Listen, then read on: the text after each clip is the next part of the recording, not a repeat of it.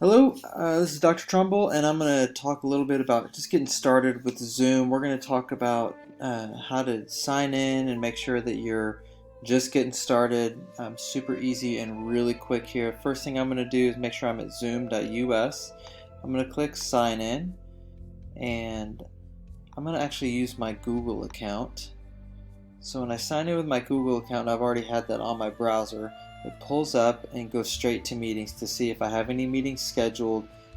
It'll give me a list of my previous meetings and then also have a personal meeting room where I can do one-on-one meetings, add those meetings to Google Calendar, Outlook, or Yahoo Calendar, and then it gives me a URL for those personal meetings as well.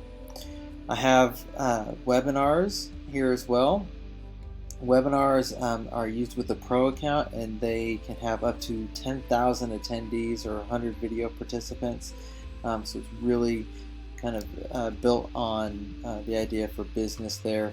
But if you wanted to do a webinar, you need to use your Pro account here, as it says, and then you would add that on to create your webinar. And it's very much like a meeting, except you're sharing screens. And there's a little bit less connection for your participants. They come in without any video or audio. So then you have recordings. This is something that Zoom is different than Google Hangouts Meet.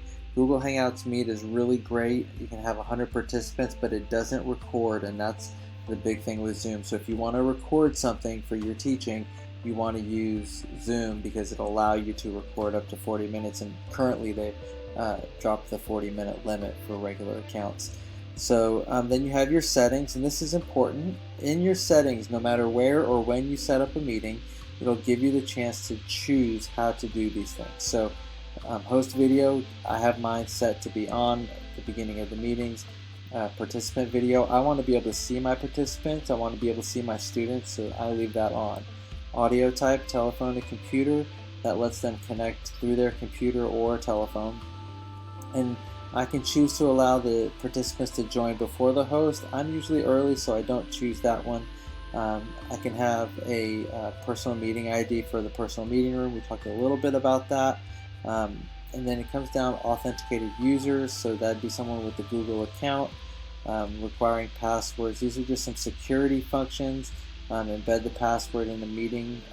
I leave that on every time, especially for students that want to join in. They can just click the link, and it'll automatically put them in. Another good function here is the meeting reminder. It'll send you a meeting reminder. Your desktop client will be able to do that as well. So in the meeting, there's some different pieces. It allows you to have encryption. It allows you to have a chat. I usually leave my chat on, so there's some back channeling that could happen. Whether or not I want to have a private chat so individuals can chat with each other while we're talking. Also, do you want to auto save the chats? That's up to you. If you want your students to have those saved, you can do that. You can have it play sound when students or people enter or leave. You can also have a file transfer. I usually don't put that on because it takes a lot of bandwidth.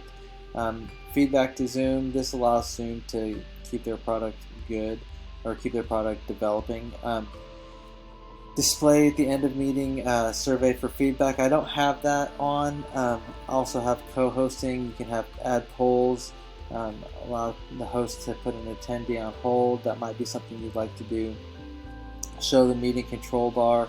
I don't leave that on, but it's not a bad idea to leave it on. We'll put it on here. Screen sharing lets the host or all participants screen share, so I usually just do the host since I want to be in control of that. Disable desktop screen share for users. Annotation, so there's allow participants to annotate, use those tools during there. And then there's the whiteboard. This is a really good tool that you can use for teaching. Have the whiteboard during your Zoom meetings. Remote control, nonverbal feedback. You can have this. You can have the students raise their hand during the lesson as well. So in meeting, you can have breakout rooms. You can have some remote support, so you do the one-on-one support.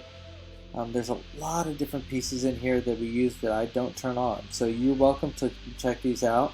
And the next video we're going to have is going to be about how to actually join the meeting. So I'm signed in. The next video is going to be about joining a meeting.